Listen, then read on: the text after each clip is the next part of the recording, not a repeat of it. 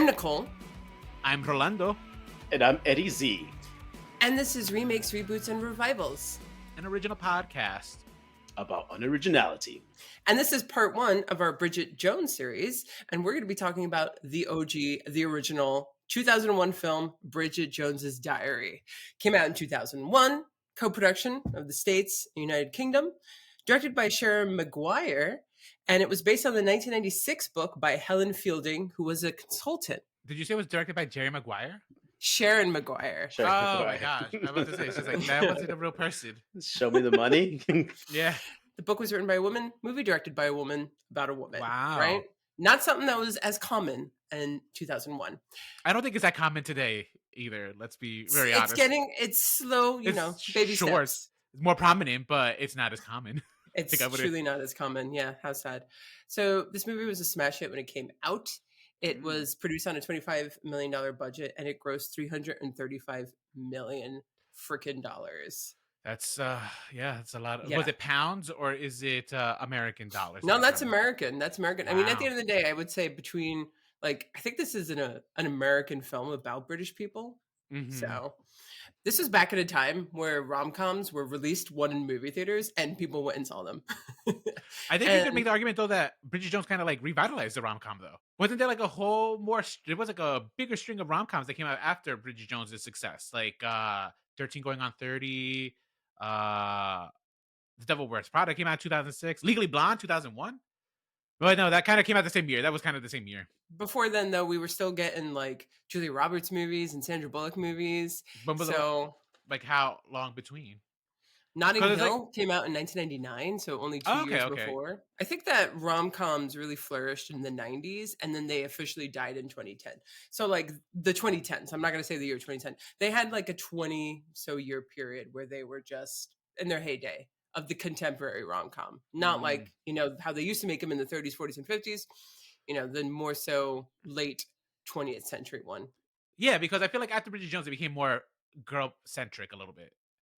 Not in a demeaning way. I meant more it's not necessarily about the love. It's also about self-discovery and love. Got it. Yeah, it was a little bit more self-empowering, actually. I think that's why it was such a hit.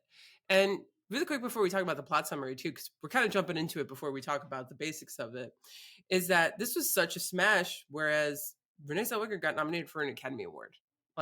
That doesn't really happen when it comes to rom-coms.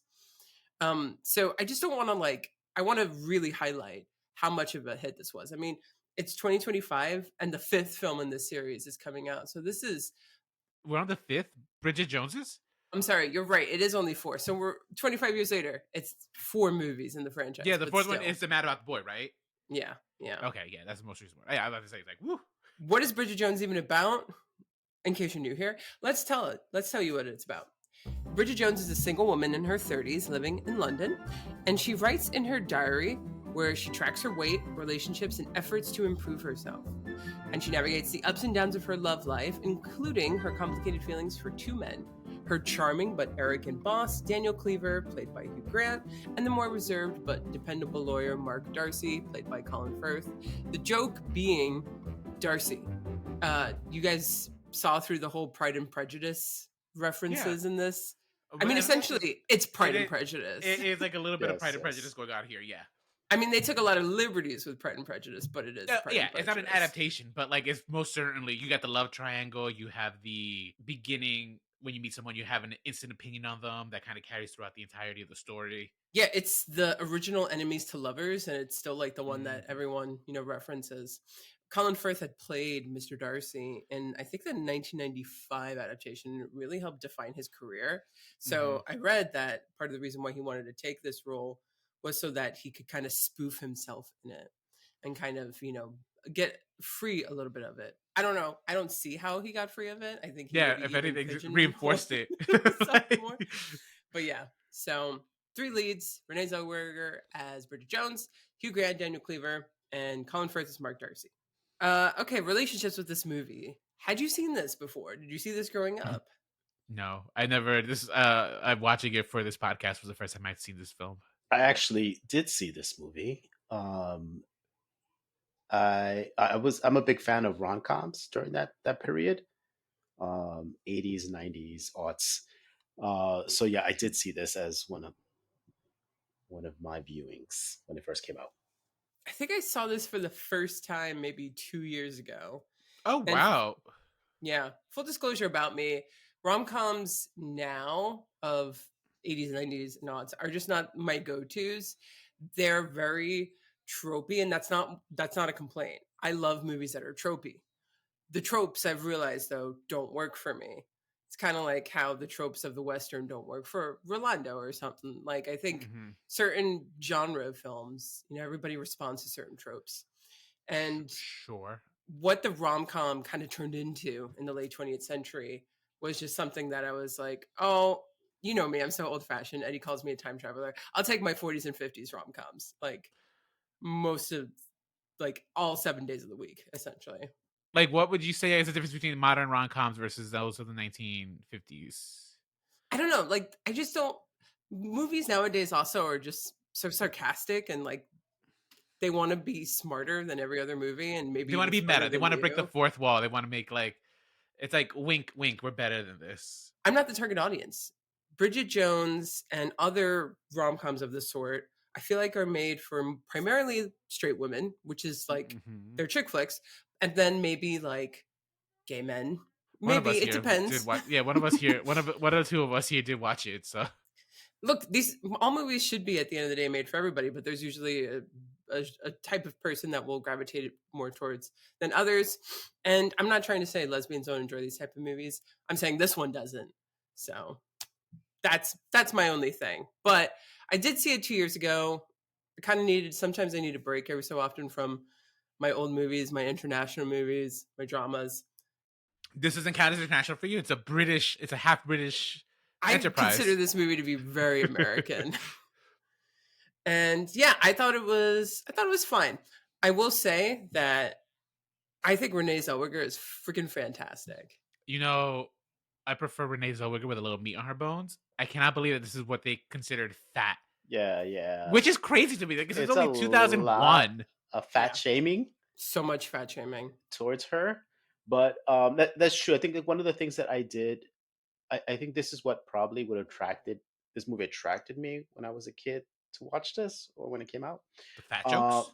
no, was her the main actress, Oh, and her Renee just Zellweger. being just very adorable.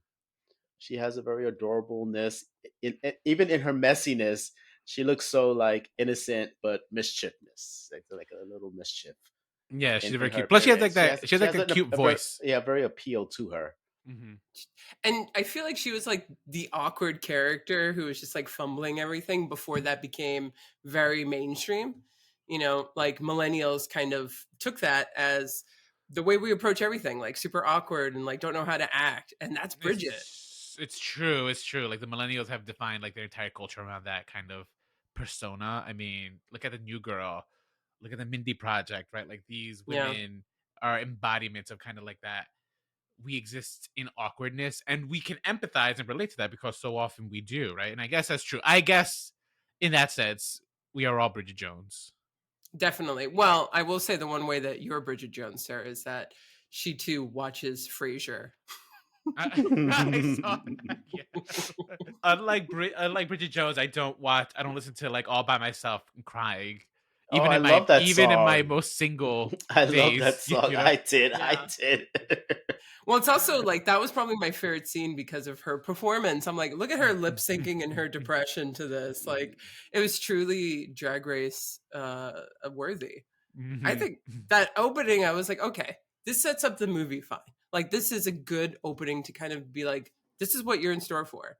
And if you ain't down with it, turn this off. I will say, like you guys said, fat shaming, she fat shames herself a lot. She writes down in her journal what her weight is, and I took note of it. Her weight was 136. I looked She her gained up. by the end. Renee Zellweger is 5'4". Mhm. Now, the BMI calculator is old fashioned. Some people think it's bullshit and it's really outdated. But according Yes. to the BMI calculator, being 34 years old, 5'4", and 136 pounds, she's a normal weight. Yeah. No, because she looks like a normal person. She's normal. But what she is that she's more sort of leaning towards overweight than underweight, right? Because that's how the BMI calculator works and all that.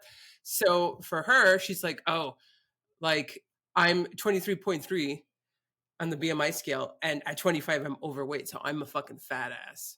Right. Yeah. Which, I mean, in 2001, like, I mean, isn't that when Tyra Banks and they were doing America's Next Top Model, where like someone who was a size 4, maybe it was a little later, but someone was a size 4, it's just like you're fat. You're like you're basically a plus size model. Like, in what world? In what world? Yeah.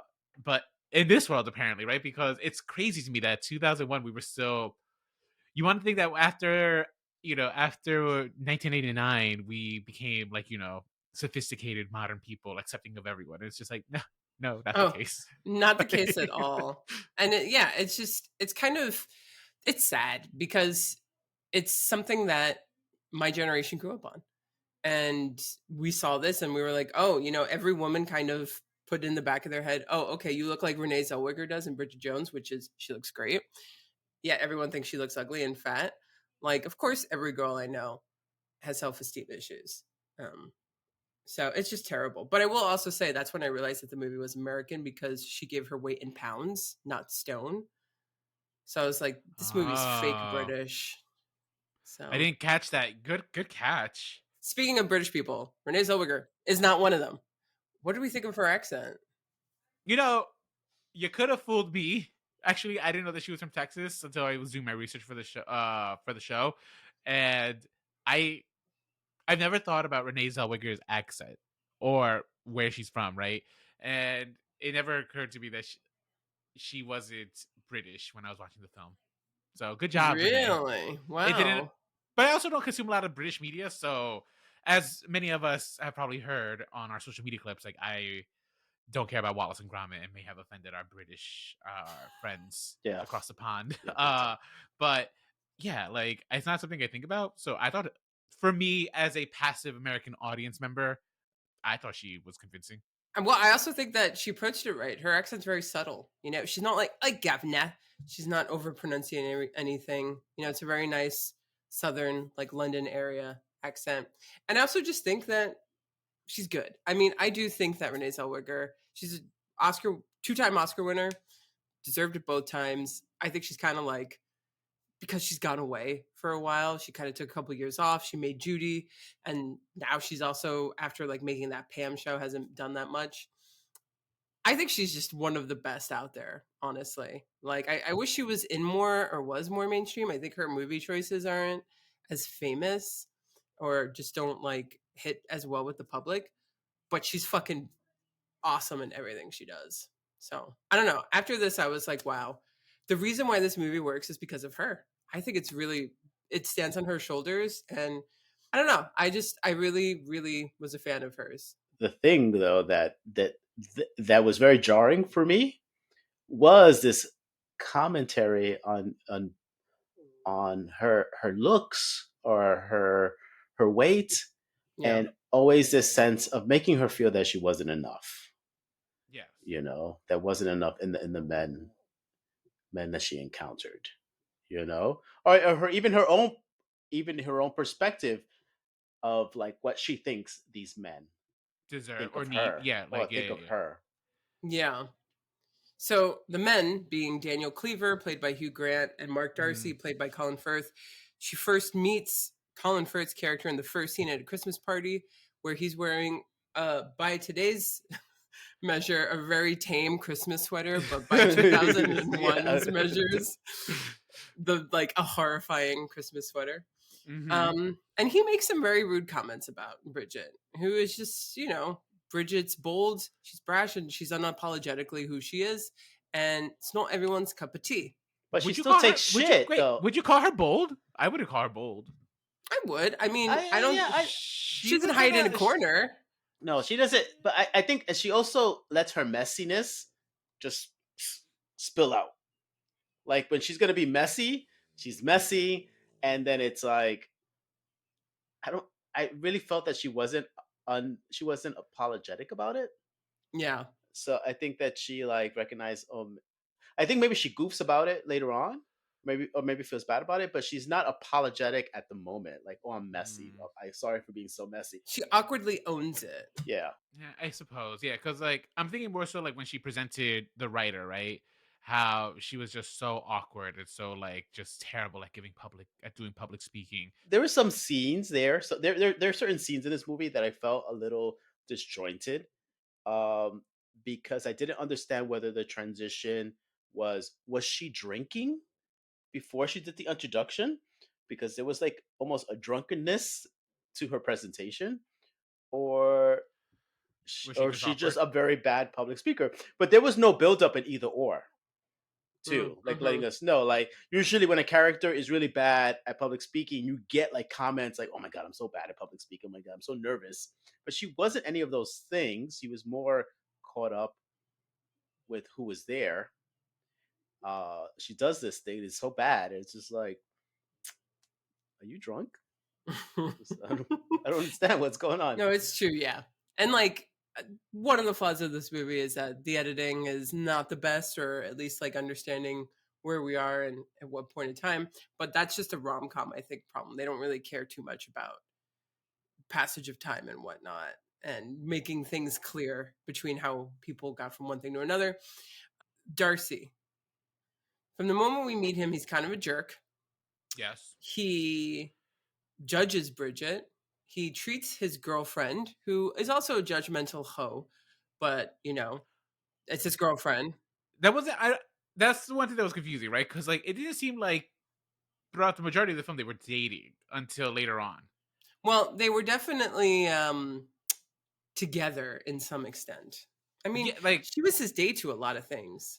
right, but because even when she met Perpetua, right, the coworker, like Mm-hmm. when they interacted, she's just like, it was the implication being like, give it time, he'll be mine soon enough. Like, you know what I mean? Like, meaning even by the first act of the film, Darcy and this lady, they were still not together. I don't think they were together until like that dinner party with all the couples. That's when I think they may have started their courtship. I think they were just business partners at that point. However, she started off, she ended up that way, and he doesn't treat her that great. Especially once he starts realizing his feelings for Bridget, he kind of seeing both of them. And it's interesting because he's pitted against Daniel Cleaver, who Daniel is portrayed as a playboy. He's rich. He is very bold, more so than Bridget, but confidently so, whereas Bridget is awkwardly so. And he's a bit of a fuckboy in today's standards. He lies to Bridget, says that Mark Darcy used to be his best friend, but he caught Mark sleeping with his to-be fiance. And Bridget believes this story the whole time until the very end of the movie, where we find out that actually was the other way around. Daniel Cleaver slept with Mark Darcy's wife on the night of his wedding or something. I wonder why she believed him, because that's even Because I she saw that wanted coming. to. I guess Because so, she right? Like, wanted to, yeah. when you want to, the heart wants what it wants, and Exactly. People see and people don't see what they don't want to see. What is it? Rose-colored glasses when you're in relationships. Oh, you don't see the red flags because you have the rose-colored glasses on, Yep. and those just look like flags. There you go. See? But he's fun. I mean, when they go to that weekend, retreat or whatever, and Darcy's there with Perpetua and they look miserable on the canoe, and he's like falling into the water and making her laugh. Like, he's a good time. yes, But he's he also a seems fuckboy like and a playboy. But So what a gorgeous apartment! That woo, part was ridiculous. oh, I thought Oh my god! I thought it was a library, like a Uh, section of the library. I would put up. Then I it would put up pans with out. There's a bedroom. I would put up with the cheating just for that apartment. To be quite honest, let me tell you. yeah. Well, we're presented with two completely different guys, and I gotta ask you guys. I mean, who's the one you would end up with, or who's the one that you're like, you know what? Because I think they both suck at the end of the day. So who sucks less? Well, I really don't know how she was put up with that little comment that she overheard when he was saying to his mother that she's like a spinster, a 30-something-year-old spinster, and Yes. that kind of thing. And I'm just like, she should have Rude. thrown a drink at him or something, because it's just absolutely Uncalled for. uncalled for. Yeah, He ungentlemanly. read her to filth. Yeah. And he had the audacity to wear that stupid sweater. See, the problem is that she believed she agreed with him, right? So when she views herself that way, she's not going to throw water in her. Exactly. And that's the thing, poor Bridget, like she's got to, like most girls, she's got to work on that self-esteem. I think Darcy, the fact that he reads her diary too, the fuck? That was another big red flag moment of why would you do? And then, but then she goes to chase after him, where I feel like by today's standards, be like, yeah, get out. I don't want you back.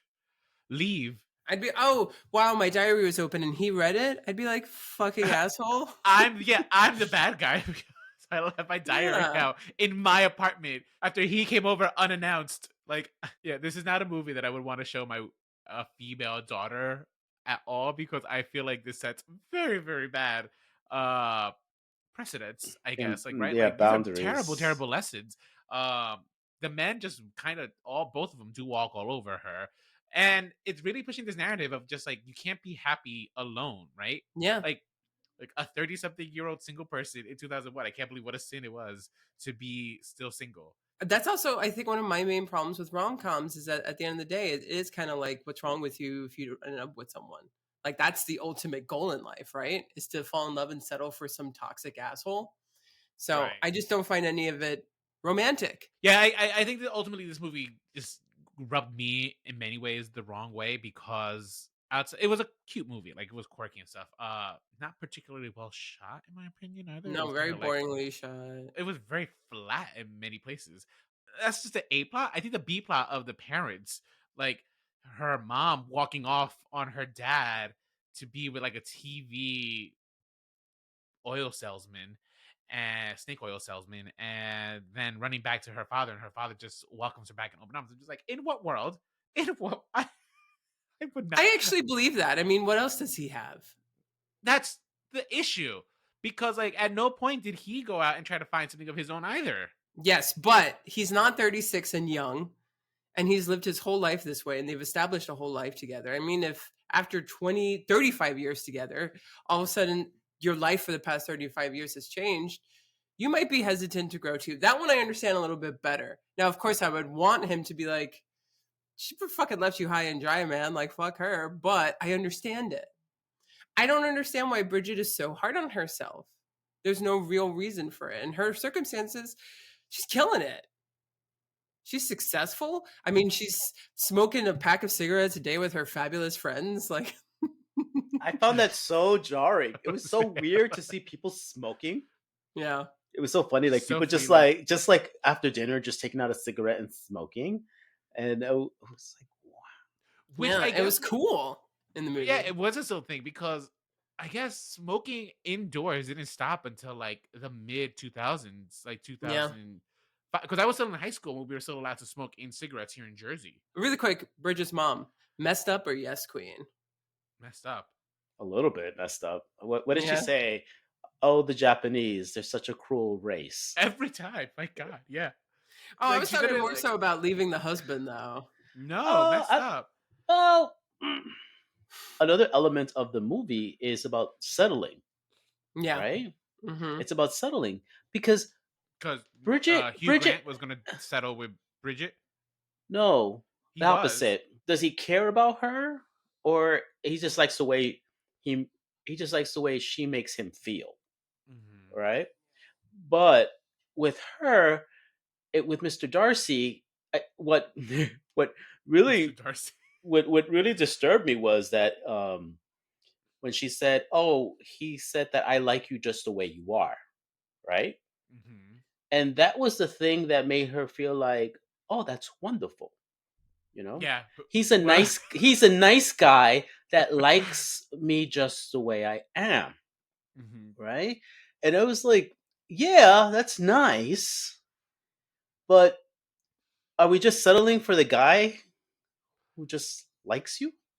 There's no it's like we're just settling, or is it just like, yeah, is this it, like, oh, because this is my nice safe option for me, Mhm. you know? This is what's going to make sure that I'm not going to turn 35 by myself, you know? And I didn't like that.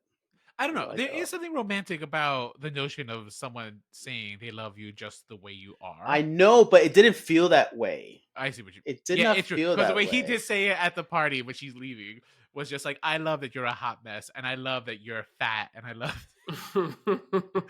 your oily hair. I love everything about you. Don't change for me." Yeah. As mind you, like the other skinny, the women they compare her to were like obnoxiously too skinny, right? Like it was the hot New Yorker, who was like this slamming. I thought you said she was skinny. What a lie! I would have drowned her in that bathtub. Drown her in that bathtub. And then the other one who always walked around like she had to stick up her ass. Which, by the way, was that the implication of what Hugh Grant and her were getting into and stuff when she was just like, you could be arrested in some states for that. Not states, I guess, whatever they have in Britain. Provinces. Perhaps I actually don't remember exactly the quote you're referring to. They were like canoodling in bed. This is when she said, I love you. Oh, right. Is that every woman's dreams to say I love you after anal? You're asking the wrong woman. Well, maybe we should leave it on that. That's quite the question to leave it out on. We're going to dive a little bit deeper into not only this film, but the other two films and the new one in our next two videos on the Bridget Jones series. So, have you seen Bridget Jones? Are you a fan of it? Let us know your thoughts. Like, subscribe, all that jazz. And until the next video, stay unoriginal.